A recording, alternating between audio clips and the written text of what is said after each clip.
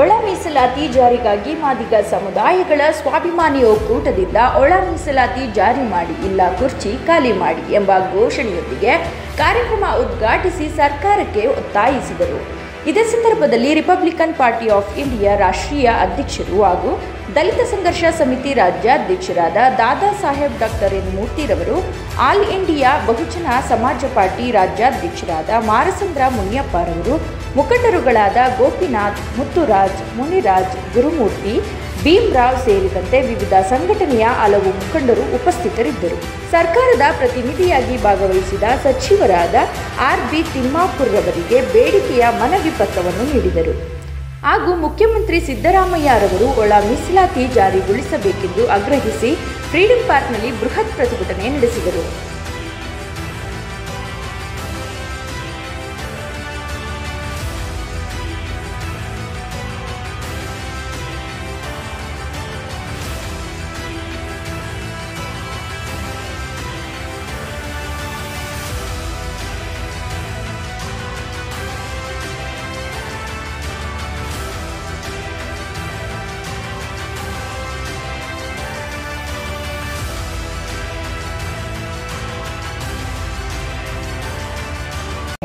ನಾವು ಮಾದಿಗ ಮತ್ತು ಮಾದಿಗ ಸಂಬಂಧಿತ ಸಮಾಜಗಳು ಏನಿದಾವೆ, ನಮ್ಮ ಇತಿಹಾಸನೂ ಕೂಡ ಇವತ್ತು ನಾವಿಲ್ಲಿ ಮಾತಾಡಬೇಕಾಗಿದೆ. ಭಾರತ ದೇಶ ಜಗತ್ತಿನಲ್ಲಿ 7ನೇ ಬಹುದೊಡ್ಡ ದೇಶ ಭಾರತ. 32,87,263 ಚದರ ಕಿಲೋಮೀಟರ್ ಇರ್ತಕ್ಕಂಥ ಬಹುದೊಡ್ಡ 7ನೇ ದೊಡ್ಡ ದೇಶ ಜಗತ್ತಲ್ಲಿ. ಕರ್ನಾಟಕ 1,91,791 ಚದರ ಕಿಲೋಮೀಟರ್ ಇರ್ತಕ್ಕಂಥ ವಿಶಾಲ ಕರ್ನಾಟಕ. ಈ ಭಾರತದಲ್ಲಿ 32 ಕೋಟಿಗೂ ಹೆಚ್ಚು ಜನ ನಾವು ಪರಿಶಿಷ್ಟ ಜಾತಿಯವರಿದ್ದೇವೆ. ಕರ್ನಾಟಕದಲ್ಲಿ ಕಾಂತರಾಜ್ ವರದಿ ಪ್ರಕಾರ 1,10,00,000 ಜನ ಕರ್ನಾಟಕದಲ್ಲಿ ಪರಿಶಿಷ್ಟ ಜಾತಿಯವರಿದ್ದೇವೆ. ಆದರೆ ದೇಶದಲ್ಲಿ ನಮಗೆ 4% 6% ಕೂಡ ಇಷ್ಟು ದೊಡ್ಡ ದೇಶದಲ್ಲಿ ಭೂಮಿ ಇಲ್ಲ, ರಾಜ್ಯದಲ್ಲಿ ಭೂಮಿಗಳಿಲ್ಲ, ಮನೆಗಳಿಲ್ಲ, ಮೈ ತುಂಬ ಬಟ್ಟೆ ಇಲ್ಲ, ಬೀದಿ ಬದಿಯಲ್ಲಿ ಬದುಕ್ತಾ ಇದ್ದಾರೆ. 12 ಕೋಟಿ ಮಕ್ಕಳು ಒಂದೊತ್ತಿನ ಊಟಕ್ಕೂ ಗತಿ ಇಲ್ಲದೆ ಏನ್ ಬದುಕ್ತಾ ಇದ್ದಾರೆ ಬೀದಿಯ ಬದಿಯಲ್ಲಿ. ಅವರೆಲ್ಲನೂ ಕೂಡ 80% ಮಾದಿಗ ಮತ್ತು ಮಾದಿಗ ಸಂಬಂಧಿತ ಜಾತಿಗಳು. 9 ಕೋಟಿ ಮಕ್ಕಳು ಶಾಲೆಯಿಂದ ಹೊರಗಡೆ ಉಳಿದ್ದಾರೆ. ಆ ಮಕ್ಕಳೆಲ್ಲನೂ ಕೂಡ ನಿರ್ಗತಿಕ, ಮನೆಯಿಲ್ಲದಂತಹ ಮಕ್ಕಳು. ನಾವು ಯಾರು ಪರಿಶಿಷ್ಟ ಜಾತಿಯವರನ್ನು ಪತ್ತೆ ಮಾಡಬೇಕಾಗಿದೆ. ಈಗ ಈ ದೇಶದಲ್ಲಿ ಸಾಮ್ರಾಜ್ಯವನ್ನ ಸ್ಥಾಪನೆ ಮಾಡಿದಂತಹ, ಕತ್ತಲೆಯಿಂದ ಬೆಳಕಿಗೆ ಕೊಂಡೊಯ್ದಂತಹ, ದಿನಮಾನಗಳಲ್ಲಿ ಮೌರ್ಯ ಸಾಮ್ರಾಜ್ಯವನ್ನ ಆಳಿದಂತ ಚಂದ್ರಗುಪ್ತ ಮೌರ್ಯ, ಅವರ ತಾಯಿ ಮುರ್ರ ಮಾದಿಗ ಸಮಾಜದವಳು. ಚಂದ್ರಗುಪ್ತ ಮೌರ್ಯನ ತಂದೆ ಬಿಂದುಸಾರ, ಅವನ ಮಗ ಅಶೋಕ ಚಕ್ರವರ್ತಿ, ಸಾಮ್ರಾಟ್ ಅಶೋಕ ಚಕ್ರವರ್ತಿ. ಇಡೀ ಏಷ್ಯಾ ಖಂಡವನ್ನೇ ಆಳಿದಂತಹ ಅಶೋಕನ ಹೆಸರನ್ನ ಕೇಳಿದಂಥವ್ರು ಯಾರೂ ಕೂಡ ಇಲ್ಲ ಅನ್ನೋ ಮಾತನ್ನ ನಾನು ಈ ಸಂದರ್ಭ ಹೇಳ್ತಾ ಇದ್ದೇನೆ. ಇವರಿಷ್ಟೂ ಕೂಡ ಮಾದಿಗ ಸಮಾಜದವರು ಅನ್ನೋದನ್ನ ನೀವು ಗಮನದಲ್ಲಿ, ಹೃದಯದಲ್ಲಿ ಇಟ್ಕೋಬೇಕಾಗಿದೆ. ಇದು ನಾನು ಹೇಳಿದ್ದಲ್ಲ, ಬಾಬಾ ಸಾಹೇಬ್ ಅಂಬೇಡ್ಕರ್ ಅವರು ಸಂಶೋಧನೆ ಮಾಡಿ ವಿಚಾರ ಮಾಡಿ ತೆಗೆದಿರುವಂಥದ್ದು, ಒರಿಜಿನಲ್ ಇತಿಹಾಸ ತೆಗೆದಿರುವಂಥ ವಿಚಾರ. ಹಾಗೇನೆ ಏನ್ ಬಾಬಾ ಸಾಹೇಬ್ ಅಂಬೇಡ್ಕರ್ ಅವರು ನಾಗಪುರದಲ್ಲಿ ದೀಕ್ಷೆ ಪಡೆದಂತ ನಾಗಪುರ, ಅಲ್ಲ ನಾಗ ಜನರು ನೆಲೆಸಿರುವಂತಹ ನೆಲ. ನಾಗ ಜನರು, ನಾಗ ಅಂದ್ರೆ ಪಾಳಿ ಭಾಷೆಯಲ್ಲಿ ಆನೆ ಅಂತ ಅರ್ಥ. ಸಂಸ್ಕೃತದಲ್ಲಿ ಮಾತಂಗ ಅಂದ್ರೆ ಆನೆ ಅಂತ ಅರ್ಥ. ಬೌದ್ಧ ಮಹಾಮುನಿ ನಾಗ ಜನದವನು. ಅದಕ್ಕೆ ಬಾಬಾ ಸಾಹೇಬರು ನಾಗಪುರವನ್ನ ದೀಕ್ಷಾ ಭೂಮಿಯಾಗಿ ಆಯ್ಕೆ ಮಾಡಿಕೊಂಡ್ರು. ಇಂತಹ ಪವಿತ್ರವಾದಂತಹ ಮಾದಿಗ ಸಮಾಜ ಇವತ್ತು ಪರಬಾತೆದ್ದೋಗಿದೆ. ಒಂದೊತ್ತು ಊಟ ಇಲ್ದಂಗೆ, ಕೂಳಿಲ್ದಂಗೆ, ಬಟ್ಟೆ ಇಲ್ದಂಗೆ ಬರ್ತದೆ. ಇದಕ್ಕೆ ನಾವೆಲ್ಲರೂ ಕೂಡ ಎಚ್ಚೆತ್ಕೋಬೇಕಾಗಿದೆ ಮಾತನ್ನ ಈ ಸಂದರ್ಭದಲ್ಲಿ ಹೇಳಕ್ ಇಚ್ಛೆ ಪಡ್ತೀನಿ. ಅಂದ್ರೆ 2 ಹಂತಗಳನ್ನ ನಾವು ನೋಡಬೇಕಾಗಿದೆ. 2000 ವರ್ಷಗಳಿಂದ 100ಕ್ಕೆ 100 ಮೀಸಲಾತಿಯನ್ನ ಪಡಿಸಿಕೊಂಡಂತ ಬ್ರಾಹ್ಮಣ ಸಮಾಜ ಏನಿದೆ, 1950ರಿಂದ ಏನು ಮೀಸಲಾತಿ ಜಾರಿಯಾಗಿದೆ ಸಂವಿಧಾನದ ನಂತರ 101 ಜಾತಿಗಳಿಗೆ ಕರ್ನಾಟಕದಲ್ಲಿ ಮೀಸಲಾತಿಯನ್ನು ಕೊಡ ಮಾಡಿದ್ರು. ಅವತ್ತಿನಿಂದ ಇಂದುವರೆಗೂ ಮಾದಿಗ ಮತ್ತು ಮಾದಿಗ ಸಂಬಂಧಿತ ಜಾತಿಗಳಿಗೆ ಮೀಸಲಾತಿಯ ನಲ್ಲಿಯಲ್ಲಿ ಸೋರ್ತಕ್ಕಂಥ ಕೊನೆ ಹನಿ ಕೂಡ ತಲುಪ್ತಾ ಇಲ್ಲ ಅನ್ನೋ ಮಾತನ್ನ ನೀವು ರೆಟ್ಟೆಯಲ್ಲಿ ಸಿಟ್ಟನ್ನ, ಮನಸ್ಸಿನಲ್ಲಿ ವೇದನೆಯನ್ನ, ಕೋಪವನ್ನ ತುಂಬಿಸ್ಕೋಬೇಕಾಗಿದೆ ಅನ್ನೋ ಮಾತನ್ನ ಈ ಸಂದರ್ಭದಲ್ಲಿ ಹೇಳಕ್ಕೆ ಇಚ್ಛೆ ಪಡ್ತೇನೆ. ಇದು ಒಳ ಮೀಸಲಾತಿ ಅಂದ್ರೆ ಮೀಸಲಾತಿಯನ್ನ ಸಂಪೂರ್ಣ ಬಳಸ್ಕೊಂಡಂತ ಸಮಾಜಗಳಿದಾವಲ್ಲ, ಆ ಸಮಾಜ ಮೀಸಲಾತಿಯನ್ನ ಸಿಂಹ ಪಾಲನ್ನ ಪಡಿತದೊಂದು ಸಮಾಜ. ಆದ್ರೆ ಸಿಂಹಕ್ಕೆ ಬಲಿಯಾದಂತ ಜಿಂಕೆಗಳೇನಿದಾವೆ, ಅಮಾಯಕ ಜಿಂಕೆಗಳು, ಆ ಜಿಂಕೆಗಳನ್ನ ಕೊಂದು ದಾಳಿಯನ್ನ ಮಾಡಿದಂತಹ ರೀತಿಯಲ್ಲಿ ಎಲ್ಲಾ ಮೀಸಲಾತಿಯನ್ನ ಕಬಳಿಸಿದಂತಹ ಸಮಾಜ ಇದೆಯಲ್ಲ, ಇದು ಕ್ರೂರ ಸಮಾಜದ ಕೋರೆ ಹಲ್ಲುಗಳನ್ನು ಇವತ್ತು ಮುರಿಬೇಕಾಗಿದೆ ನಾವು. ಈ ಮೀಸಲಾತಿಯನ್ನ ಬಳಸೋದಕ್ಕೆ ಸದಾಶಿವರವರು ಹೇಳ್ತಾರೆ, ರಾಜಕೀಯದಲ್ಲಿರ್ತಕ್ಕಂಥ ಬಲಿಷ್ಠ ತಿಮಿಂಗಲಗಳು, ಅಧಿಕಾರದಲ್ಲಿರ್ತಕ್ಕಂಥ ಆಯಾ ಜಾತಿಗಳು ಮೀಸಲಾತಿಯನ್ನ ಸಮಾಜಕ್ಕೆ ಕಿತ್ತು ಕೊಟ್ಟಿದ್ದಾರೆ. ಅದಕ್ಕೆ ಸದಾಶಿವರವ್ರ ಮೇಲೆ ಇವರು ಕೋಪ. ಈ ಮೀಸಲಾತಿಗೆ, ಒಳ ಮೀಸಲಾತಿ ವರ್ಗೀಕರಣದ ಹೋರಾಟಕ್ಕೆ 51 ವರ್ಷದ ಇತಿಹಾಸ ಇದೆ. ಪಂಜಾಬಲ್ಲಿ 1975ರಲ್ಲಿ 37 ಜಾತಿಗಳಿಗೆ ಮೀಸಲಾತಿಯನ್ನು ಕೊಡೋದಕ್ಕೆ ಹೋರಾಟವನ್ನು ಪಂಜಾಬಲ್ಲಿ ಮಾಡಿದ್ದಾರೆ. 2007ರಲ್ಲಿ ಬಿಹಾರದಲ್ಲಿ ನಡೆದಂತ ಮೀಸಲಾತಿ ಹೋರಾಟದನ್ನ ನೀವು ನೋಡಬೇಕು. ಅಲ್ಲಿರ್ತಕ್ಕಂಥ ತುಂಬಾ ಕೆಲಸ ಮಾಡುವಂತ ಸಮಾಜ. ಅದೇ ಕರ್ನಾಟಕದಲ್ಲಿ ನಗರಗಳನ್ನ ಸ್ವಚ್ಛ ಮಾಡುವಂತ ಪೌರ ಕಾರ್ಮಿಕರು, ಚಪ್ಪಲಿ ಚರ್ಮ ಕಾರ್ಮಿಕ ಮಾಡುವಂತ ಸಮಾಜ, ಮಲವನ್ನ ತಲೆ ಮೇಲೆ ಹೊತ್ತಂತ ಸಮಾಜ, ಹಳ್ಳಿಗಳಲ್ಲಿ ಜೀತ ಮಾಡುವಂತ ಸಮಾಜ. ಈ ಸಮಾಜದಕ್ಕೆ ಮೀಸಲಾತಿಯನ್ನು ಕೊಡೋದಕ್ಕೆ ಅಡ್ಡಿ ಮಾಡ್ತೀರಿ ಅಂದ್ರೆ ನಿಮ್ಮ ಹೃದಯ ಎಂತ ಹೃದಯ, ಏನು ಸಮಾಜ ನೀವು? ನಾವು ಇಲ್ಲಿ ನಮ್ಮ ಕರಪತ್ರವನ್ನು ನೋಡಿ 49 ಆದಿವಾಸಿ ಸಮಾಜ ಏನಿದೆ, ಆ ಸಮಾಜಕ್ಕೆ ಒಂದಕ್ಕಿಂತ ಹೆಚ್ಚು ಮೀಸಲಾತಿಯನ್ನು ಕೊಡಿ ಅನ್ನೋ ಒತ್ತಾಯನೂ ಕೂಡ ಮಾಡ್ತಾ ಇದೀವಿ. ಇದು ಒಳ ಮೀಸಲಾತಿ ವರ್ಗೀಕರಣವನ್ನ ಬಾಬಾ ಸಾಹೇಬರ ಕಣ್ಣಿನಿಂದ, ಹೃದಯದಿಂದ ನೀವು ನೋಡಬೇಕಾಗ್ತದೆ. ಜಾತಿ ವ್ಯವಸ್ಥೆಯಿಂದ ನೀವು ನೋಡ್ತಾ ಇದ್ದೀರಾ.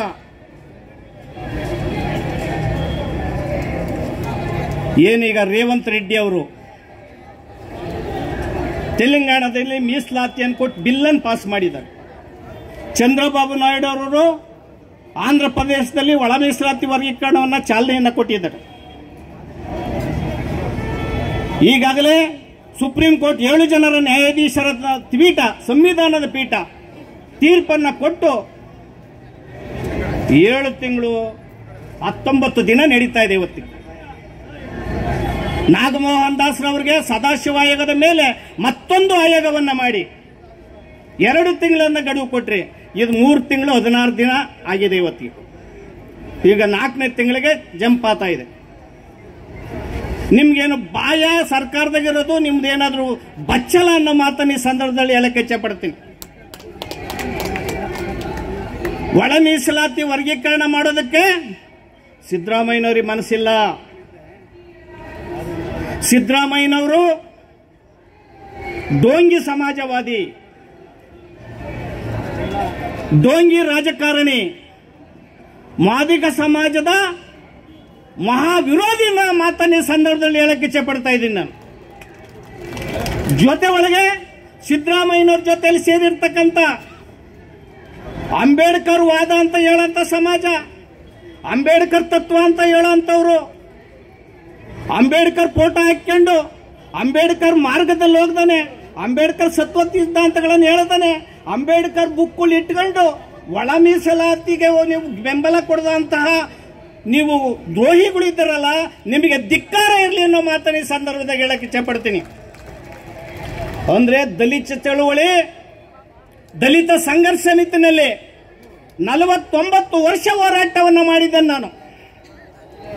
ನಾವು 4-5 ಅವರು ನಿದ್ದೆ ಮಾಡಿಲ್ಲ. ನಾವು ಇಡೀ ಕುಟುಂಬಗಳು, ಇಡೀ ಸಂಬಂಧಗಳು, ಇಡೀ ನಮ್ಮ ಜೊತೆಗಿರುವಂತ ಒಡನಾಡಿಗಳು ಹೋರಾಟಗಳನ್ನು ಮಾಡ್ಕೊಂಡು ಬಂದಿದ್ದೇವೆ. ಆದ್ರೆ ನೀವು ನಮ್ಮನ್ನ ಒಂದು ಮಾದಿಗ ಸಮಾಜ ಅಂತಾನೆ ಗುರುಸ್ತಾ ಇದ್ದೀರ ವಿನ ನಮ್ಮನ್ನ ಹೋರಾಟಗಾರರು ಅಂತ ಗುರುಸ್ತಾ ಇಲ್ಲ. ಯಾರು ಒಳ ಮೀಸಲಾತಿ ವರ್ಗೀಕರಣಕ್ಕೆ ಹೋರಾಟ ಮಾಡ್ತಾ ಇದ್ದಾರೆ ಅವರು ಜಾತಿವಾದಿಗಳು ಅಂತ ಹೇಳ್ತೀರಾ, ಇವರು ಮಾನವತಾವಾದಿಗಳು ಅಂತ ಹೇಳೋ ಮಾತನ್ನ ಈ ಸಂದರ್ಭದಲ್ಲಿ ಕೇಳಲಿಕ್ಕೆ ಇಚ್ಛಪಡ್ತೇನೆ. ಯಾರು ಒಳ ಮೀಸಲಾತಿಯ ಪರವಾಗಿ ಹೋರಾಟ ಮಾಡ್ತಾ ಇದ್ದಾರೆ, ಇಲ್ಲಿ ವೇದಿಕೆ ಮೇಲೆ ಇರ್ತಕ್ಕಂಥ ಅನೇಕ ದಿಗ್ಗಜರಿದಾರಲ್ಲ, 30-35 ವರ್ಷದಿಂದ ಹೋರಾಟ ಮಾಡಿರುವಂತ ಜೀವಗಳು, ಹೋರಾಟಗಳು, ಮುಖಂಡರು ವೇದಿಕೆ ಮೇಲೆ ಕೂತಿದ್ದಾರೆ. ಇವ್ರು ಯಾವುದೇ ಪಕ್ಷಕ್ಕೆ, ಯಾವುದೇ ಆಸೆ ಅಮಿಷಗಳಿಗೆ ಒಳಪಟ್ಟವರಲ್ಲ. ಒಳ ಮೀಸಲಾತಿ ವರ್ಗೀಕರಣಕ್ಕೆ 15-16 ಜನ ಜೀವಗಳನ್ನ ಕಳ್ಕೊಂಡಿದ್ದಾರೆ. ಹುಬ್ಳಿಯಲ್ಲಿ 6 ಜನ ಒಂದೇ ಸಾರಿ ಅವರ ದೇಹ ಛಿದ್ರ ಆಗಿ ಸತ್ತಿದ್ದಾರೆ. ಅವರ ನೋವು, ಅವರ ಅಕ್ರಂದನ, ಅವರಾದಂತ ಕುಟುಂಬಕ್ಕೆ ಅಕ್ರಂದನ ನಿಮ್ಮ ಕುಟುಂಬಕ್ಕೆ ಇರಿಸ್ತದೆ ಅನ್ನೋ ಮಾತನ್ನ, ಇಡೀ ಶಾಪವನ್ನ ನಾವು ನಿಮಗೆ ಸಿದ್ದರಾಮಯ್ಯನವ್ರಿಗೆ ಹಾಕ್ಬೇಕಾಗ್ತದೆ. ಹುಬ್ಳಿನಲ್ಲಿ ನೀವು ಬೆಳಗಾಮಲ್ಲಿ ಲಾಠಿ ಪ್ರಹಾರವನ್ನು ಮಾಡ್ತೀರಿ, ಕೈಕಾಲುಗಳನ್ನು ಮುರಿತೀರಿ, 100 ಕೇಸ್ಗಳನ್ನು ಹಾಕ್ತೀರಿ.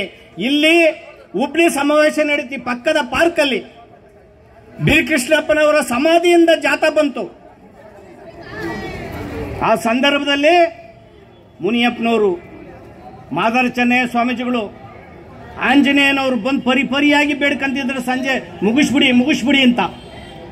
ನಮ್ಮ ಹೋರಾಟಗಾರರು ಕೂಡ ಮುಗಿಸಕ್ ರೆಡಿ ಇದ್ರು. ನಮ್ಮ ವಾದ ಇಷ್ಟೇ ಇತ್ತು, ಸಿದ್ದರಾಮಯ್ಯನವ್ರು ಮನೆಗೆ ಇದ್ದಾರೆ, ಬಂದು ಹೋಗ್ಬೇಕು ಅಂತ. ಇಲ್ಲೂ ಅದೇ ಡಿಮ್ಯಾಂಡ್ ಇಟ್ಟಿರೋದು. ಸಿದ್ದರಾಮಯ್ಯನವ್ರು ಬರಲಿಲ್ಲ, ಅಟಕ್ ಬಿದ್ಬಿಟ್ರು. ಮುಗಿಸಕ್ಕೆ ಇವ್ರು ಕನ್ವಿನ್ಸ್ ಮಾಡ್ತಾ ಇದ್ದಾರೆ. ನಾನು ಮುಗಿಬಿದ್ದು, ಮುನಿಯಪ್ಪ ಸಾರು ಕೂಡ, ಮಾರ್ಸಲ್ ಮುನಿಯಪ್ಪ ಸಾರು ಇದ್ರ ಅವತ್ತು, ನಾನು ಮುಗಿಬಿದ್ದು ಧಿಕ್ಕಾರವನ್ನ ಕೂಗಿ ಸಿದ್ದರಾಮಯ್ಯನವ್ರು ಬರಲೇಬೇಕು ಅಂತೇಳಿ ಇಡೀ ಕಾರ್ಯಕ್ರಮವನ್ನ ಗೊಂದಲ ಎಬ್ಬರಿಸ್ತೆ. ಅದರ ಬೆಳಿಗ್ಗೆ ಸಭೆಯನ್ನ ಮಾಡಿದ್ರು ಸಿದ್ದರಾಮಯ್ಯನವರು. 2 ಸಮಾಜವನ್ನ ಕರೆದು ಮಾತಾಡಿದ್ರು. ಆದ್ರೆ ನಾಟಕೀಯ ಮಾತುಗಳು. ಇವತ್ತು ಕೂಡ ಡಿ.ಕೆ. ಶಿವಕುಮಾರ್ ಅವರು ಹೇಳಿಕೆಯನ್ನ ಕೊಟ್ಟಿದ್ದಾರೆ, ನೀವು ಸಮಾಜದವ್ರು ರಾಜಿಯಾಗಿ ಬನ್ನಿ ಅಂತ. ಮತ್ತೊಂದು ಕಡೆ ಸಿದ್ದರಾಮಯ್ಯನವರು ಮುನಿಯಪ್ಪನವ್ರಿಗೆ, ಆಂಜನೇಯರಿಗೆ, ಎಲ್ಲನ ಮಂತ್ರಿಯವ್ರಿಗೆ ಕರೆದು ನಿಮ್ಮ ಸಮಾಜಕ್ಕೆ ಕರೆಯನ್ನ ಕೊಡಿ, ನಿಲ್ಲಿಸಿ ಹೋರಾಟನ ಅಂತ ಹೇಳಿ ಅಂತ ಸಿದ್ದರಾಮಯ್ಯನವರು ಇವರು ಬಾಯಾಗಿದ್ದಾರೆ. ನಮ್ಮ ಸಮಾಜದ ಅಸಹಾಯಕ ಮಂತ್ರಿಗಳು ಅನ್ನೋ ಮಾತನ್ನ ಈ ಸಂದರ್ಭದಲ್ಲಿ ಸ್ಪಷ್ಟಪಡಿಸ್ತೇನೆ. ಇದು ಕಲ್ಲನ್ನು ಕೂಡ ಬಗ್ಬಾಡಿ ಅನ್ನೋ ಮಾತನ್ನ ಈ ಸಂದರ್ಭದಲ್ಲಿ ಘಂಟಾಘೋಷ ಕೇಳಕ್ಕೆ ಇಚ್ಛೆ ಪಡ್ತೀನಿ. ಸಿದ್ದರಾಮಯ್ಯನವರು ಅಧಿಕಾರಕ್ಕೆ ಬಂದ್ರು ಅಂದ್ರೆ ನಮ್ಮ ದಲಿತ ಸಂಘಟನೆಯನ್ನ ಒಡೆದು ಒಂದು ಗುಂಪನ್ನ ಜೊತೆಗಿಟ್ಕೊಂತಾರೆ. ಸಿದ್ದರಾಮಯ್ಯ ಅಧಿಕಾರಕ್ಕೆ ಬಂದ್ರು ಅಂದ್ರೆ ಒಳ ಮೀಸಲಾತಿ ವರ್ಗೀಕರಣದ ಒಂದು ಗುಂಪನ್ನ ತನ್ನ ಜೊತೆಗೆ ಇಟ್ಕೊಂತಾರೆ. ಅವರು ಬಾಯಿಯಿಂದ ಹೇಳಿಸ್ತಾರೆ ಅಂದ್ರೆ ಮಹಾತ್ಮ ಗಾಂಧಿಯ ನಂತರ ಅತ್ಯಂತ ವಂಚುಗಾರ ಸಿದ್ದರಾಮಯ್ಯನವರು ಅನ್ನೋ ಮಾತನ್ನ ಈ ಸಂದರ್ಭದಲ್ಲಿ ಕೇಳಕ್ಕೆ ಇಚ್ಛೆ ಪಡ್ತೀನಿ. ಸಿದ್ದರಾಮಯ್ಯನವರಂತಹ ಒಳ ಮೀಸಲಾತಿಯ ಬಗ್ಗೆ ವಂಚನೆ, ನಯವಂಚಕತನ, ಅತ್ಯಂತ ಒಳೊಳಗೆ ನರಿಬುದ್ಧಿಯ ಉನ್ನಾರ ನಡೆಸುವಂತಹ ಯಾರಾದರೂ ರಾಜಕಾರಣಿ ಇದ್ರೆ ಅದು ಸಿದ್ದರಾಮಯ್ಯನವರು ಅನ್ನೋ ಮಾತನ್ನ ಈ ಸಂದರ್ಭದಲ್ಲಿ ಕೇಳಕ್ಕೆ ಇಚ್ಛೆ ಪಡ್ತೀನಿ. ಸಿದ್ದರಾಮಯ್ಯನವರು 2014ರಿಂದ 2018ವರೆಗೂ ಕೂಡ ಸದಾಶಿವ ಆಯೋಗನ ತೆಗಿಲೇ ಇಲ್ಲ. ಅದ್ರ ಅಕ್ಸೆಪ್ಟ್ ಮಾಡಿಲ್ಲ, ರಿಜೆಕ್ಟ್ ಮಾಡಿಲ್ಲ. ಇದನ್ನ ನಾಗಮೋಹನ್ ದಾಸ್ ನಮ್ಗೆ ಹೇಳಿದ್ದು. ಅಕ್ಸೆಪ್ಟ್ ಆಗಿಲ್ಲ, ರಿಜೆಕ್ಟ್ ಆಗಿಲ್ಲ, ಕೋಲ್ಡೇಜ್ ಸ್ಟೋರ್ ಅಲ್ಲಿ ಇಟ್ಟಿದ್ದಾರೆ, ಅನಾಥವಾಗಿ ಸದಾಶಿವ ಆಯೋಗವನ್ನು ಇಟ್ಟಿದ್ದಾರೆ ಅಂತ ಹೇಳಿದಂತ ನಾಗಮೋಹನ್ ದಾಸ್ರವರು, ಮುನಿಯಪ್ಪ ಸರು, ನಾನು, ಕೇಶಮೂರ್ತರು, ಭೀಮರಾಜ್ ಎಲ್ಲ ಹೋಗಿದ್ವಿ. ಅವರು ಮಾತುಗಳಲ್ಲಿ ಹೇಳಿದ್ರು, ನೋಡಿ ನನ್ನ ಮುಂದೆ 2001 ಜನಗಣತಿ ಸದಾಶಿವ ತಗೊಂಡಿದ್ದಾರೆ. ಅದರಲ್ಲಿ ಜಾತಿ ಗಣತಿ ಅಲ್ಲ, ಜನಗಣತಿ. ಮಾಧುಸ್ವಾಮಿ ವರ್ಗೀಕರಣ ಮಾಡ್ಬೇಕಾದ್ರೆ 2011ರ ಜಾತಿ ಗಣತಿ ತಾಂಡವ್ರೆ, ಜನಗಣತಿ ತಾಂಡವ್ರೆ. ಅದು ಜನಗಣತಿ ಅಷ್ಟೇ, ಜಾತಿ ಗಣತಿ ಇಲ್ಲ, ಅಂಕಿಅಂಶ ನನಗಿಲ್ಲ. ಸದಾಶಿವ ಆಯೋಗದಲ್ಲಿ ಅವರು ಸಮೀಕ್ಷೆ ಮನೆಗೆ ತೆರಳಿ ಸಮೀಕ್ಷೆಯನ್ನ ಮಾಡಿದ್ದಾರೆ. ಅಧಿಕೃತ ಅಂಕಿ ಅಂಶಗಳಿದಾವೆ. ಸದಾಶಿವ ಆಯೋಗವನ್ನ ಕ್ಯಾಬಿನೆಟ್ ಇಟ್ಟು ಅಧಿಕೃತ ಮಾಡಿಸಿ ನನಗೆ ಕಳಿಸ್ಕೊಡಿ. ನಾನು 15 ದಿನದಲ್ಲಿ ಮೀಸಲಾತಿ ವರ್ಗೀಕರಣವನ್ನು ಮಾಡ್ತಾನೆ ಅನ್ನೋ ಮಾತನ್ನ ಸದಾಶಿವರವರು ನಮ್ಗೆ ಹೇಳಿದ್ರು. ಅಂದ್ರೆ ಸದಾಶಿವ ಆಯೋಗವನ್ನು ಸುಮ್ಮನೆ ಮಾಡಿ ಕಾಲಹರಣ ಮಾಡೋದಕ್ಕೆ, ವಿಳಂಬ ಮಾಡೋದಕ್ಕೆ, ಸಿದ್ದರಾಮಯ್ಯನವ್ರ ಅವಧಿಯನ್ನು ಮುಗಿಸಕ್ಕೋಸ್ಕರ ಇವರು ನಾಟಕವನ್ನ ಆಡ್ತಾ ಇದ್ದಾರೆ. ಇವ್ರು ಯಾವುದೇ ಕಳಕಳಿ ಇಲ್ಲ, ಕಾಳಜಿ ಇಲ್ಲ. ಜೊತೆಗೆ ಮೀಸಲಾತಿ ವರ್ಗೀಕರಣ ಮಾಡೋದಕ್ಕೆ ಮನಸ್ಸಿಲ್ಲ. ಇವರು ನಾವು ಹೋರಾಟ ಒಂದ್ ಕಡೆ ಶುರು ಮಾಡಿದ್ರೆ ಇವರು ಒಂದ್ ಕಡೆ ಹೋರಾಟ ಹೆಂಗ್ ತಣ್ಣಗೆ ಮಾಡಬೇಕು ಅನ್ನೋದನ್ನ ಸಂಚನ್ನ ಮತ್ತೆ ಹುಡುಕಾಟವನ್ನ ಮಾಡ್ತಾರೆ. ಇದ್ರ ಬಗ್ಗೆ ಎಚ್ಚರ ಇರಬೇಕು ಅಂತ ಹೇಳಿ ತಮ್ಮೆಲ್ಲರಿಗೂ ಕೂಡ ಅತ್ಯಂತ ವಿನೀತವಾಗಿ, ವಿನಮ್ರವಾಗಿ ಮನವಿ ಮಾಡಿ, ಇಲ್ಲಿರ್ತಕ್ಕಂಥ ವೇದಿಕೆ ಏನಿದೆ ನಮ್ಮದು ರಾಜಕೀಯೇತರ ವೇದಿಕೆ, ಯಾರೂ ಕೂಡ ಅನ್ಯತಾ ಭಾವಿಸಬಾರ್ದು. ಮುಖಂಡರುಗಳು ನೀವು ಕೂಡ ಎಲ್ಲನೂ ಕೂಡ ತುಂಬಾ ದೂರದಿಂದ ಎಲ್ಲ ಸಂಘಟನೆಯಿಂದ ಬಂದಿದ್ದೀರಿ. ಆದರೆ ನಮ್ಮ ಹೋರಾಟ ನಿಲ್ಲಲ್ಲ, ನಮ್ಮ ಹೋರಾಟ ದಿಗಂತಕ್ಕೆ ಹೋಗ್ತದೆ. ಎಂತ ತ್ಯಾಗ ಬಲಿದಾನಕ್ಕೂ ಕೂಡ ನಾವು ಸಿದ್ಧರಾಗಿದ್ದೇವೆ. ದಲಿತ ಚಳವಳಿಯಲ್ಲಿ ಅಂಬೇಡ್ಕರ್ ವಾದ ತತ್ವ ಅಂತ ನಾವು ಹೋರಾಟವನ್ನ ಮಾಡಿ ಇವತ್ತು ಇಡೀ ಒಂದು ಸಮಾಜವನ್ನ ಬೀದಿ ಪಾಲ್ ಮಾಡ್ತಾ ಇದ್ದಾರೆ. ಒಂದು ಸಮಾಜಕ್ಕೆ ಅನ್ನ ಆಹಾರ ಇಲ್ದಂಗೆ ತೊಂದರೆ ಮಾಡ್ತಾರೆ ಅಂದಾಗ ನಾವು ಸುಮ್ಮನೆ ಕೂರಕ್ಕಾಗಲ್ಲ. ಅದರಿಂದ ಮಾರ್ಸನ್ ಮುನಿಯಪ್ಪರು ನಾವು ಬೀದಿಗೆ ಬಂದಿದ್ದೇವೆ. ಎಂತ ಸಂದರ್ಭ ಬಂದರೂ ಕೂಡ ನಿಮ್ ಜೊತೆಗೆ ನಮ್ಮ ಸಮಾಜಕ್ಕೋಸ್ಕರ ಹೋರಾಟ ಮಾಡ್ತೇವೆ ಅನ್ನೋ ಮಾತನ್ನ ಈ ಸಂದರ್ಭದಲ್ಲಿ ಕೇಳಕ್ಕೆ ಇಚ್ಛೆ ಪಡ್ತೀನಿ. ಹಾಗೇನೆ ಸಿದ್ದರಾಮಯ್ಯರು ಒಂದು ಮಾತನ್ನು ಹೇಳ್ತೀನಿ. ಸಿದ್ದರಾಮಯ್ಯನ ಜೊತೆಗಿರ್ತಕ್ಕಂಥ ಪಟೇಲಂ ಆ ಸಹಚರರು ಅವ್ರಿಗೊಂದು ಮಾತನ್ನ ಹೇಳ್ತೀನಿ. ನೀವು 3 ತಿಂಗಳು ಪೋಸ್ಟ್ ಮಾಡಿಬಿಡಿ, 3 ತಿಂಗಳು ಸುಮ್ಮನೆ ಇದ್ಬಿಡಿ ಅಂತ ವರ್ಗೀಕರಣ ಹೇಳ್ತಾ ಇದ್ರಲ್ಲ, ಜಿಲ್ಲಾ ಪಂಚಾಯತಿ ತಾಲೂಕ್ ಪಂಚಾಯತಿ ಓಟ್ ಹಾಕ್ಸೋಣಕ್ಕೆ ಮಾಡಲಿಲ್ಲ. ನೀವೇ ಮ್ಯಾನಿಫೆಸ್ಟೋನಲ್ಲಿ ಹಾಕೊಂಡ್ರಿ 2023 ಚುನಾವಣೆಯಲ್ಲಿ. ಈಗ ಸದಾಶಿವ ಆಯೋಗ ಅದ್ರಾಗ ಏನೂ ಇಲ್ಲ ಅಂತ ಮತ್ತೆ ಜಾರಿ ಮಾಡಿ ಅಂತ ಯಾಕೆ ಹಾಕೊಂಡ್ರಿ ನೀವು? ದತ್ತಾಂಶ ಅಂದ್ರೆ ಅಂಕಿಅಂಶ ಅಲ್ಲ, ಹಿಂದುಳಿದವರು ಅಂತ. ನೀವು ದತ್ತಾಂಶದ ಹೆಸರಿನಲ್ಲಿ ರಾಜಕೀಯ ಮಾಡ್ತಾ ಇದ್ದೀರಾ, ನಮ್ಮೆಲ್ಲರೂ ಕೂಡ ವಂಚನೆ ಮಾಡ್ತಾ ಇದ್ದೀರಾ. ಆ ಕಾರಣದಿಂದ ಎಚ್ಚರ ಇರಲಿ ಮೈ ಮೇಲೆ. ಮುಂದಿನ ತಾಲೂಕ್ ಪಂಚಾಯತಿ, ಜಿಲ್ಲಾ ಪಂಚಾಯತಿನಲ್ಲಿ ಕಾಂಗ್ರೆಸ್ ಮುಕ್ತಗೊಳಿಸ್ತೀವಿ ಅನ್ನೋ ಮಾತನ್ನು ಈ ಸಂದರ್ಭದಲ್ಲಿ ಕೇಳಕ್ಕೆ ಇಚ್ಛೆ ಪಡ್ತೀನಿ. 2028 ಚುನಾವಣೆಯಲ್ಲಿ ನಮ್ಮ ಬೆಂಬಲ ಇಲ್ದನೆ, ನಮ್ಮ ಸಹನೆ ಇಲ್ದನೆ ನೀವು ವಿಧಾನಸೌಧದಲ್ಲಿ ಅಧಿಕಾರ ರಚಿಸಕ್ಕಾಗಲ್ಲ. ವಿಧಾನಸೌಧದಲ್ಲಿ ಅಧಿಕಾರವನ್ನು ಹಿಡಿಯಂತವ್ರು, ಸರ್ಕಾರ ರಚಿಸೋಂತವ್ರು ನಾವೇ ಅನ್ನೋ ಮಾತನ್ನು 2028 ಘಂಟಾಘೋಷವಾಗಿ ಈ ವೇದಿಕೆಯ ಮೂಲಕ ಹೇಳ್ತಾನೆ. ಇದಕ್ಕೋಸ್ಕರ ನಿಮ್ಮೆಲ್ಲರ ಬೆಂಬಲ, ಸಹಕಾರ ಸಮಾಜದಿರಬೇಕಾಗ್ತದೆ. ಮೊದಲು ಒಳ ಮೀಸಲಾತಿ ವರ್ಗೀಕರಣಕ್ಕೆ ಎಲ್ಲರೂ ಸಜ್ಜಾಗಬೇಕು, ಹೋರಾಟ ಮಾಡಬೇಕು ಅನ್ನೋ ಮಾತನ್ನು ಹೇಳಿ ನನ್ನ ಮಾತನ್ನು ಮುಗಿಸ್ತೇನೆ. ಇನ್ನು ಅನೇಕರು ಮಾತಾಡಬೇಕಾಗಿದೆ. ಜೈ ಭೀಮ್, ಜೈ ಭಾರತ್.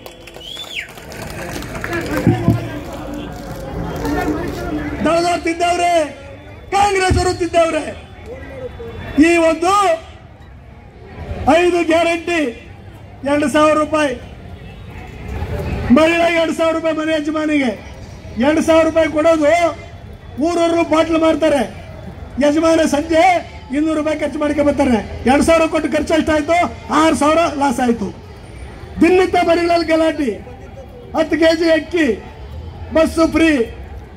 ಆಯ್ತಪ್ಪ, ನಿಮ್ ಕಾರ್ಯಕ್ರಮ ಮಾಡಿ ಕರ್ನಾಟಕ ರಾಜ್ಯದಲ್ಲಿ 25 ಲಕ್ಷ ಎಕರೆ ಭೂಮಿಗೆ ಪಟ್ಟ ಕೊಡಬೇಕು.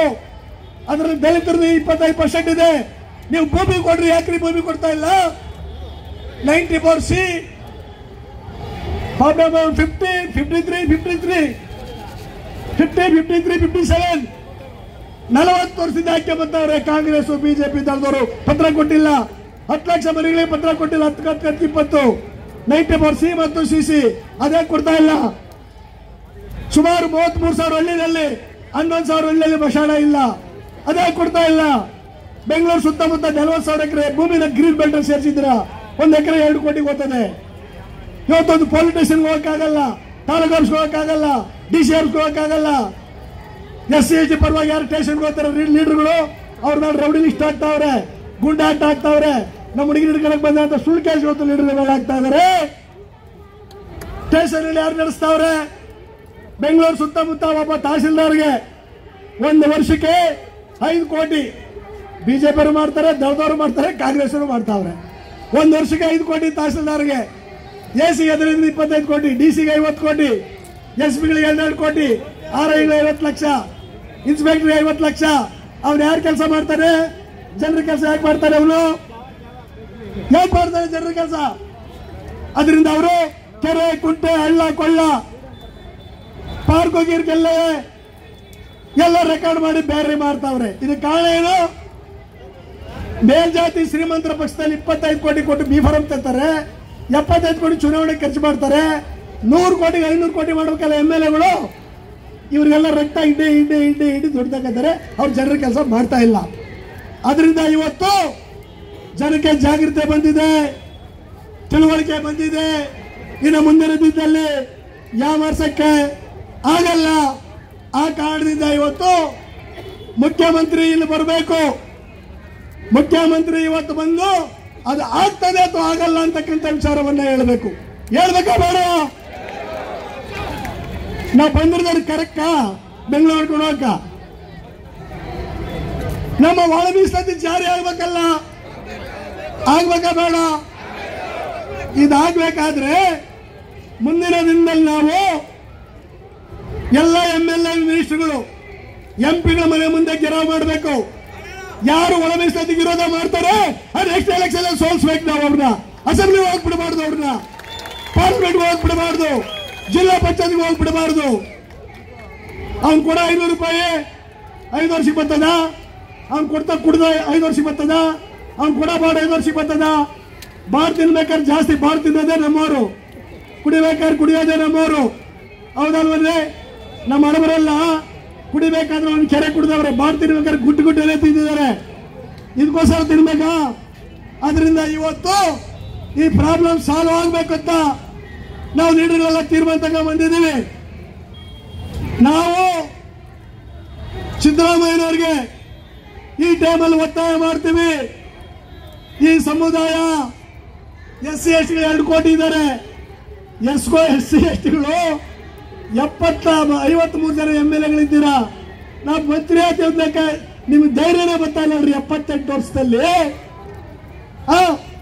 11% ಇರ್ತಕ್ಕಂಥ ಲಿಂಗಾಯತರು 14 ಸಾರಿ CM ಆಗ್ಯವ್ರೆ.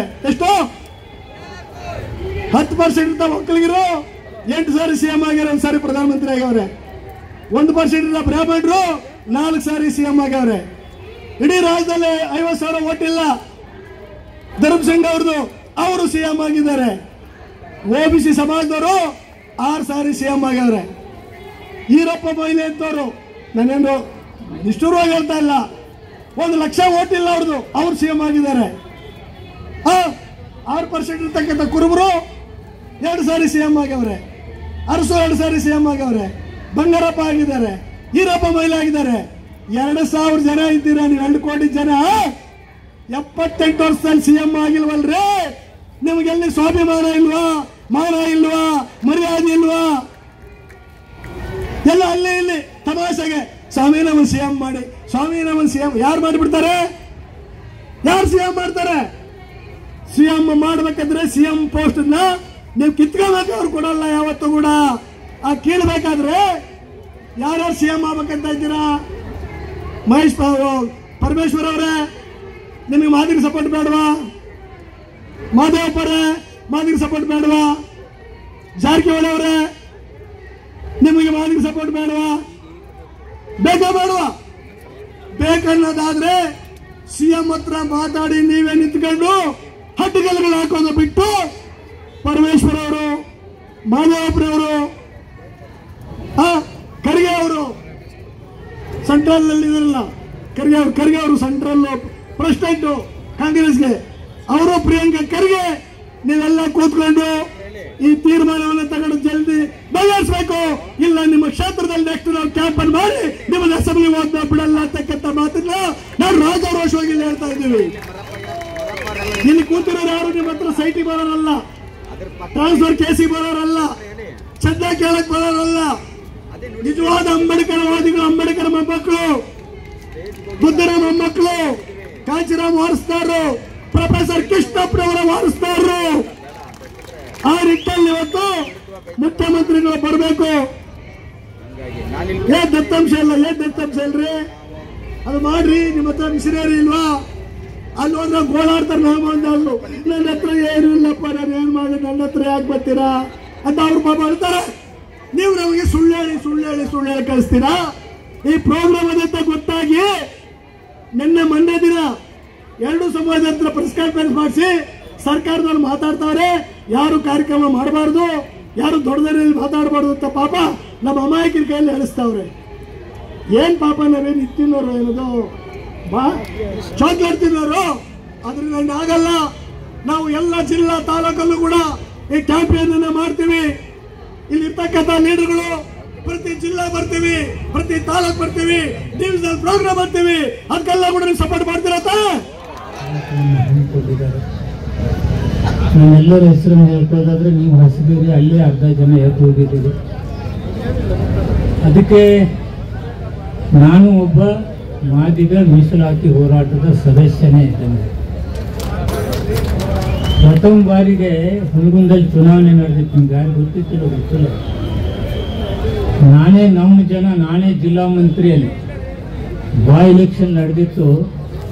ನಮ್ಮ ಹುಡುಗರು ನೀವು ಕಾಂಗ್ರೆಸ್ ವೋಟ್ ಹಾಕೋದಿಲ್ಲ ಅಂತ ಹೇಳಿರ್ತೀವಿ, ಇವತ್ತು ನಾನು ಹೇಳಬೇಕಾಗತ್ತೆ. ಹೇಳಿಲ್ಲ ಅಂದ್ರೆ ತಪ್ಪಾಗತ್ತೆ. ನೀವು ಹೊರಟು ಬಿಡ್ರಿ, ನಾನು ಅದನ್ನು ನೋಡ್ಕೋತೀನಿ ಅಂತ ಹೇಳಿದೆ.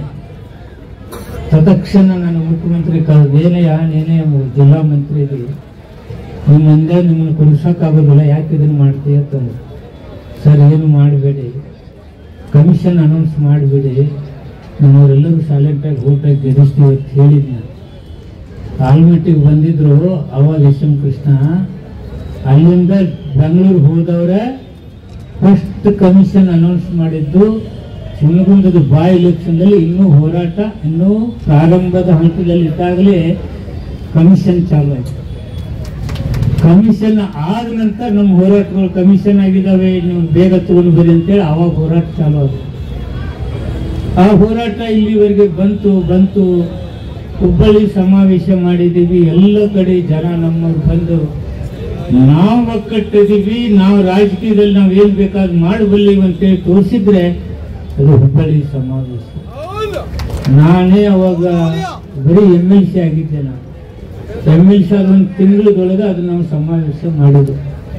ಲಕ್ಷ ಜನ ಬಂದು ಎಲ್ಲ ಪಕ್ಷದವ್ರು ನಿದ್ದಿಗೆಡಿಸಿದ್ದು ಅಂದ್ರೆ ಅದು ಹುಬ್ಬಳ್ಳಿ ಸಮಾವೇಶ. ಬಂಧುಗಳೇ, ಇವಾಗ ನಾವು ಬಂದದ್ದು ಕಟ್ಟಿದ್ವಿ. ನಾನು ಭಾಳ ಹೆಚ್ಚಿಗೆ ಮಾತನಾಡೋದಿಲ್ಲ, ತಾವು ಹಸಿದಿದ್ದೀವಿ. ಇಲ್ಲಿಗೆ ಬಂದೀವಿ, ಹೋರಾಟ ನಡೀತು. ಬೆಳಗಾವದಾಗ ನಮ್ಮ ಮಂದಿನ ಹಿಗ್ಗಾಮುಗ್ಗ ಬಡಿದು. ಆವಾಗ ನಾನು ರಾಜಕೀಯ ಮಾತನಾಡಲ್ಲ. ಆವಾಗ ನಾನು ಪ್ರತಿಯೊಂದು ಸ್ಟೇಷನ್ಗೆ ಹೋಗಿ ಬಿಡಿಸಿ ಊಟ ಮಾಡಿಸಿ ಮಲ್ಕೋಬೇಕಾದ್ರೆ 4 ಗಂಟೆ ಆಯ್ತು. ಹೀಗೆ ನಾನು ನಿಮ್ಮ ಹೋರಾಟಗಾರ ಸದಸ್ಯ ಅಂತ ಹೇಳಿದ್ನಂದ್ರೆ ನಾನು ನಿಮ್ಮ ಜೊತೆ ಪಾಲುದಾರನಾಗಿದ್ದೀನಿ ಅಂತ. ಈಗ ಇಲ್ಲಿ ಬಂದೀವಿ, ಸುಪ್ರೀಂ ಕೋರ್ಟ್ ಆದೇಶ ಮಾಡಿದೆ. ಸುಪ್ರೀಂ ಕೋರ್ಟ್ ಆದೇಶಕ್ಕಿಂತ ಮುಂಚೆನೆ ನಾವು ಕಾಂಗ್ರೆಸ್ನವ್ರು ಹೇಳಿದ್ವಿ, ಪ್ರಣಾಳಿಕೆಯಲ್ಲಿ ಹೇಳಿದ್ವಿ, ನಾವು ಒಳ ಮೀಸಲಾತಿ ತರ್ತೇವೆ ಅಂತ. ಮತ್ತೆ ನೀವು ತರ ಕಟ್ಟಿದ್ದೀರಿ, ಯಾಕೆ ಲೇಟಾ? ಇದೆಲ್ಲರದು ಪ್ರಶ್ನೆ ಅದೇ. ಎಲ್ಲೋ ಒಂದು ಕಡೆ ನಮ್ಮವ್ರಿಗೆ ಆತಂಕ ಅರ್ಥ. ಇವ್ರು ಯಾಕೋ ಲೇಟ್ ಮಾಡಕತ್ತಾರೆ ಅಂತಕ್ಕಂಥದ್ದು ಆತಂಕ. ತತ್ಕ್ಷಣ ನಾವು ನಾಗಮೋಹನ್ ದಾಸ್ ಕಮಿಷನ್ ನೇಮಕ ಮಾಡಿದ್ವಿ. ನಾಗಮೋಹನ್ ದಾಸ್ ಕಮಿಟಿ ನೇಮಕ ಮಾಡಿದ ನಂತರ ಸ್ಟಾರ್ಟ್ ಆಯ್ತು, ನೀವು ಇನ್ಯಾವಾಗ ಮಾಡ್ತೀವಿ? ಸಹಜವಾಗಿ 30-35 ಹೋರಾಟ. ನಮ್ಮ ಮಕ್ಕಳಿಗಾರು ತಳಿತಲ್ಲ, ನಮ್ಗಾರ ಮುಗಿದೋಯ್ತು, ನಮ್ಮ ಮಕ್ಕಳಿಗಾರ ಬದುಕಲಿ ಅಂತಕ್ಕಂಥದ್ದನ್ನು ತಮ್ಮ ಭಾವನೆ ಇದೆ. ಅದಕ್ಕೆ ನಾವು ಸ್ಪಂದಿಸ್ತಾ ಇದ್ರೆ ನಮ್ಮ ಸರ್ಕಾರ ಇದ್ರೆ ಬಿಟ್ಟರೆ. ಅದಕ್ಕೆ ನಮ್ಮ ಮುಖ್ಯಮಂತ್ರಿಗಳು ನಾವು ಹೇಳಿದ್ದೀವಿ, ಸರ್ ಇದನ್ನು ತರಲೇಬೇಕು ಅಂತ. ನಾಗಮೋಹನ್ ದಾಸನ ಕಮಿಷನ್ ಆಯಿತು. ಯಾಕೆ ನಾವು ಹೇಳಿದ್ದೀವಿ, ಯಾವುದೇ ಕಾಲಕ್ಕೂ ಒಳ ಮೀಸಲಾತಿ ಬರುವವರೆಗೆ ಹೊಸ ಅಪಾಯಿಂಟ್ಮೆಂಟ್ ಇಲ್ಲ. ಇವತ್ತು ನಾನು ಹೇಳ್ತೀನಿ, ನಾಳೆನೂ ಹೇಳ್ತೀನಿ. ಹಂಗೇನಾದ್ರೂ ಧಕ್ಕೆ ಬಂದ್ರೆ ತಿಮ್ಮಾಪುರನ ತಲೆದಂಡ ಆಗಲಿದೆ. ಮುಖ್ಯಮಂತ್ರಿಗಳು ಹಂಗೆ ಹೇಳಿದ್ದಾರೆ, ಅದು ಹೇಳ್ತಿದ್ದೀನಿ. ಕೆಲವು ಜನರಲ್ಲಿ ಏನ್ ಸ್ಟಾರ್ಟ್ ಆಗಿದೆ, ಏನ್ರಿ ತುಂಬ್ಕೊಳಕ್ಕಿಲ್ಲ ಅಂತ ಅವತ್ತು ಚರ್ಚೆ ಆದದ್ದು. ಯಾವ ನೋಟಿಫಿಕೇಶನ್ ಆಗಿ ಅಪ್ಲಿಕೇಶನ್ ಕರೆದ್ರೆ ಅವ್ನು ಮುಗಿಸ್ರಿ, ಹೊಸದಾಗಿ ಯಾವುದನ್ನು ಕರಿಬೇಡ ಅಂತ ಹೇಳಿದ್ರು. ಯಾವುದನ್ನು ಕರೆದಿಲ್ಲ, ಕರೆಯಂಗೂ ಇಲ್ಲ. ಇನ್ನೇನಪ್ಪ ಬ್ಯಾಕ್ಲಾಗ್ ವೇಕೆನ್ಸಿ ಒಂದು ಚರ್ಚೆ ನಡೀತಾ ಇದೆ. 2 ಗಂಟೆ ನಡೀತಾ ಇದ್ದಾರೆ. ಅದನ್ನ ಹೇಳ್ತಾರೆ, ಅದನ್ನ ಹೇಳಕ್ ಬಂದ್ರೆ ಕೂತ್ಕೊಳ್ಳಿ. ಅದನ್ನ ಹೇಳ್ತೀನಿ, ಕೂತ್ಕೊಳ್ಳಪ್ಪ, ಅದನ್ನ ಹೇಳಕ್ ಬಂದಿದ್ದೀನಿ. ಯಾಕೆ ಲೇಟು ಸರಿಯಪ್ಪ, ಎಲ್ಲ ಹೋರಾಟ, ನೀ ಯಾವ್ದು ಇನ್ನೂ ಹುಟ್ಟಿದ್ದಿಲ್ಲ, ಅವತ್ತು ಹೋರಾಟ ಆಯ್ತು, ಕೂತ್ಕೋ. ನಾನು ಯಾವುದೋ ಹಿಂದೆ ಸೇರಿತಕ್ಕಂಥದ್ದು ಮತ್ತೊಂದಕ್ಕೂ ಬಂದಿಲ್ಲ. ಇಲ್ಲ, ನಾನು ಸಮಾಜದ ಹಿತ ಕಾಪಾಡಕ್ ಬಿಡು, ಅದೆಲ್ಲ ಮಾತಾಡಿ ನನಗೂ ಬರುತ್ತೆ. ಅದು ಮೂರ್ತಿ ಯಾಕಂದ್ರೆ ಹೇಳ್ತಾರೆ ಕೇಳಯ್ಯ, ಏನಾಗ್ತಾ ಇದೆ. ನಾನು ಅದನ್ನೇ ಹೇಳ್ತೇನೆ, ಯಾಕೆ ಲೇಟ್ ಆಗ್ತಿದೆ ಅಂತ ಆತಂಕ ನಮ್ಗೆ ಎಲ್ಲರನ್ನೂ ಕಾಡ್ತಾ ಇದೆ. ನಾವು ಹಿಂಗಾಗಿ ಕ್ಯಾಬಿನೆಟ್ ಅಲ್ಲಿ 3 ಸಲ ಜಗಳ ಆಗಿದೆ. ಸರ್ ಯಾಕೆ ಲೇಟು ಅಂತೇಳಿ ನಾವು ಯಾರು ಸುಮ್ಮನೆ ಕೂತ್ಕೊಳ್ಳುವಂತ ಪ್ರಶ್ನೆ ಇಲ್ಲ, ಅದು ಉದ್ಭವನೂ ಆಗೋದಿಲ್ಲ. ಅಲ್ಲಿ ಈಗ ಯಾವ್ದನ್ನ ನಾವು ಮಾಡ್ತೀವಿ, ಸದಾಶಿವ ಆಯೋಗನ ನಾವು ಪಕ್ಷದ ಮೇಲೆ ಬ್ಲೇಮ್ ಮಾಡಕ್ ಹೋಗೋದಿಲ್ಲ. ಆದ್ರೆ ಸದಾಶಿವ ಆಯೋಗನ ಅವತ್ತು ಅವರು ತಿರಸ್ಕರಿಸಿದ್ರು. ಅದರ ಅಂಶಗಳನ್ನು ತಗೊಂಡು ಮಾಡ್ತೀವಿ ಅಂತ ಹೇಳಿದ್ರೆ ಅದು ಇಲ್ಲೀಗಲ್ ಆಗುತ್ತೆ. ನಮ್ ಗೆಳೆಯ ಮಾತಾಡೋದ್ನಾಗ ಒಂದು ಮಾತು ಹೇಳಿದ್ರು, ಸದಾಶಿವ ಆಯೋಗ ನಿಮ್ಗೇನಾಗೈತಿ ಓದ್ಲಿಕ್ಕೆ ಅಂತ ಹೇಳಿ. ಯಾವುದೇ ಸರ್ಕಾರ ಒಪ್ಕೊಳ್ದೆ ಇದ್ರೆ ಅದನ್ನ ನಾವು ಓದಕ್ಕೂ ಬರಂಗಿಲ್ಲ, ಅದನ್ನ ಹೇಳಕ್ಕೂ ಬರಂಗಿಲ್ಲ. ಅದು ಲೀಗಲ್ ಅಲ್ಲ, ಅದು ಇಲ್ಲೀಗಲ್.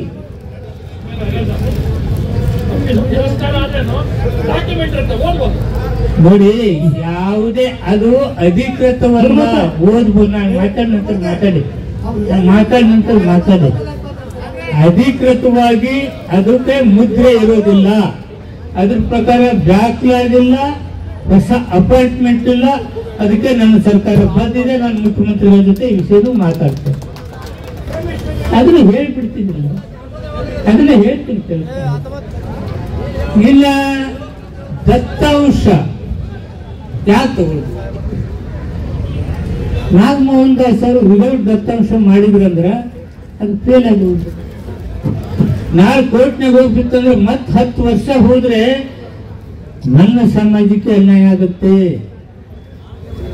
ಅದಕ್ಕೆ ಏನ್ ಮಾಡ್ಬೇಕನ್ನೋ ಚರ್ಚೆ ನಡೀತಾ ಇದೆ. ಅದಕ್ಕೆ ಏನ್ ಮಾಡ್ಬೇಕನ್ನೋ ಸೊಲ್ಯೂಷನ್ ಮುಖ್ಯಮಂತ್ರಿಗಳು ಇಟ್ಕೊಂಡು ಕೂತ್ಕೊಂಡಿದ್ದಾರೆ. ಅದನ್ನು ಮಾಡ್ತೇವೆ. ಅಲ್ಲಿ ತನಕ ನೋ ಅಪಾಯಿಂಟ್ಮೆಂಟ್, ನೋ ಪ್ರಮೋಷನ್. ಅದು ನಮ್ಮ ಜವಾಬ್ದಾರಿ, ನಮ್ಮ ಸರ್ಕಾರದ ಜವಾಬ್ದಾರಿ. ಆದ್ರಿಂದ ನಾನು ಈ ತಕ್ಷಣ ಈ ಮನವಿ ತಗೊಂಡಿದ್ದೀನಿ. ಮುಖ್ಯಮಂತ್ರಿಗಳು, ಸಮಾಜ ಕಲ್ಯಾಣ ಇಲಾಖೆ ಮಂತ್ರಿಗಳು, ನಮ್ಮ ನಾಯಕರನ್ನ 10 ಜನ ಕುತ್ಕೊಂಡು ಏನೇನು ಮಾಡ್ಬೇಕು, ಎಷ್ಟು ದಿವಸ ಆಗತ್ತೆ, ಇದಕ್ಕೆ ಕಾರಣ ಏನು ಅಂತಕ್ಕಂಥದ್ದನ್ನ ಯಾರು 10 ಮಂದಿ ಬರ್ತಿರೋ ಬರೀ ಇಮಿಡಿಯೇಟ್ ಮೀಟಿಂಗ್ ಮಾಡ್ತಿದ್ದೀನಿ. ಮೀಟಿಂಗ್ ಮಾಡಿ ಇದನ್ನ ಸರಿದಾರಿ ತರ್ತಕ್ಕಂಥ ಕೆಲಸ ಮುಖ್ಯಮಂತ್ರಿಗಳು, ಸೋಷಿಯಲ್ ವೆಲ್ಫೇರ್ ಮಂತ್ರಿಗಳನ್ನ ನಿಮ್ಮ ಎದುರುಗಡೆ 10 ಮಂದಿ ಮುಂದೆ ಕುಂದಿಸ್ಕೊಂಡು ಇದನ್ನ ಚರ್ಚೆ ಮಾಡಿ ಬಗೆಹರಿಸ್ತಕ್ಕಂಥ ಕೆಲಸ ನಾವು ಮಾಡ್ತೇವೆ ಅಂತಕ್ಕಂಥ ಮಾತನ್ನು ನಾನು ಹೇಳಿಕ್ಕೆ ಇಷ್ಟಪಡ್ತೀನಿ. ಅಭ್ಯರ್ಥಿಗಳನ್ನು ನಾವು ಬೇಡಿಕೆ ನೀಡ್ತಾ ಇದ್ದೀವಿ. ಮೊದಲನೆಯದಾಗಿ ಸರ್ವೋಚ್ಚ ನ್ಯಾಯಾಲಯದ ಆದೇಶದಂತೆ ಸರ್ಕಾರದಲ್ಲಿ ಲಭ್ಯವಿರುವ ದತ್ತಾಂಶಗಳನ್ನು ಪರಿಗಣಿಸಿ ವಿಳಂಬ ನೀತಿ ಅನುಸರಿಸದೆ ರಾಜ್ಯ ಸರ್ಕಾರ ಒಳ ಮೀಸಲಾತಿಯನ್ನು ಕಡ್ಡಾಯವಾಗಿ ಜಾರಿಗೊಳಿಸಬೇಕು.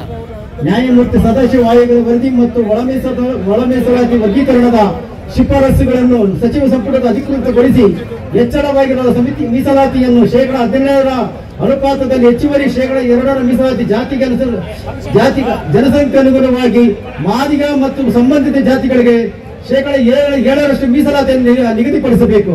ಮೂರನೇದಾಗಿ ಸಚಿವ ಸಂಪುಟವು ನಿರ್ಣಯದಂತೆ ಒಳ ಮೀಸಲಾತಿ ಜಾರಿಯಾಗುವವರೆಗೂ ಸರ್ಕಾರಿ ಉದ್ಯೋಗಗಳಲ್ಲಿ ಸುಮಾರು 37,000 ಹುದ್ದೆಗಳನ್ನು ನೇಮಕಾತಿಗಳನ್ನು ತಡೆ ಹಿಡಿಯಬೇಕು. 4ನೇದಾಗಿ ಸರ್ಕಾರವು ತುರ್ತಾಗಿ ಪರಿಶಿಷ್ಟ ಜಾತಿಗಳಾದ ಆದಿ ಕರ್ನಾಟಕ, ಆದಿ ದ್ರಾವಿಡ ಮತ್ತು ಆದಿ ಆಂಧ್ರ ಜಾತಿಗಳಿಗೆ ಸಂಬಂಧಪಟ್ಟಂತ 13 ಜಿಲ್ಲೆಗಳ ಸಮೀಕ್ಷೆಗೂ ಕೂಡ ದಿನಾಂಕವನ್ನು ನಿಗದಿಪಡಿಸಿ ನಿಖರವಾದ ದತ್ತಾಂಶಗಳನ್ನು ಸಂಗ್ರಹಿಸಿ ಒಳ ಮೀಸಲಾತಿ ಪ್ರಕ್ರಿಯೆಗೆ ಚಾಲನೆ ಕೊಡಬೇಕು ಅಥವಾ ಮಧ್ಯಂತರ ವರದಿಯನ್ನು ನೀಡಿ ಮಾದಿಗ ಸಮುದಾಯಕ್ಕೆ ಪ್ರತ್ಯೇಕ ಮೀಸಲಾತಿಯನ್ನು ಘೋಷಿಸಬೇಕು. 5ನೇದಾಗಿ ನಿಖರವಾದ 49 ಅಲೆಮಾರಿ ಜಾತಿಗಳನ್ನು ಪ್ರತ್ಯೇಕವಾಗಿ ಗುರುತಿಸಿ ಶೇಕಡಾ 1ಕ್ಕಿಂತ ಹೆಚ್ಚು ಒಳ ಮೀಸಲಾತಿ ನೀಡಿ ಅಭಿವೃದ್ಧಿ ನಿಗಮದಲ್ಲಿ ವಿಶೇಷ ಪ್ಯಾಕೇಜ್ ಅನ್ನು ಘೋಷಿಸಬೇಕು ಮತ್ತು ಅಲೆಮಾರಿಗಳಿಗೆ ನ್ಯಾಯ ಒದಗಿಸಲು ಪ್ರತ್ಯೇಕ ಅಲೆಮಾರಿ ಆಯೋಗವನ್ನು ಸ್ಥಾಪಿಸಬೇಕು. 6ನೇದಾಗಿ ಸಮಾಜ ಕಲ್ಯಾಣ ಇಲಾಖೆಯ ಬಜೆಟ್ನಲ್ಲಿ ಮತ್ತು SCP, TSP ಅನುದಾನವನ್ನು ಜನಸಂಖ್ಯೆ ಹಂಚಿಕೆ ಮಾಡಬೇಕು ಮತ್ತು ಮಾದಿಗ ಸಮಗಾರ, ಡೋಕಾರ, ಮಚಗಾರ ಜಾತಿಗಳ ಜನಸಂಖ್ಯೆ ಆಧಾರದ ಮೇಲೆ ಪ್ರತ್ಯೇಕವಾಗಿ ನಿಗಮ ಮಂಡಳಿಗಳಿಗೆ ತಲಾ 1,000 ಕೋಟಿ ಅನುದಾನವನ್ನು ಮೀಸಲಿಟ್ಟು ಅದೇ ವರ್ಷ ವೆಚ್ಚ ಮಾಡಲು ಕಾನೂನು ಕ್ರಮ ಕೈಗೊಳ್ಳಬೇಕು. ಮತ್ತು 7ನೇದಾಗಿ ನ್ಯಾಯಮೂರ್ತಿ ಕಾಂತರಾಜ್ ಆಯೋಗದ ವರದಿಯನ್ನು ಸಂಪೂರ್ಣವಾಗಿ ಕೂಡಲೇ ಜಾರಿಗೆ ಮಾಡಬೇಕು. ಈ ಮೂಲಕ ಮನವಿ ಪತ್ರ ಕೊಡುವುದರ ಮೂಲಕ ಒತ್ತಾಯ ಮಾಡ್ತಾ ಇದ್ದೀವಿ.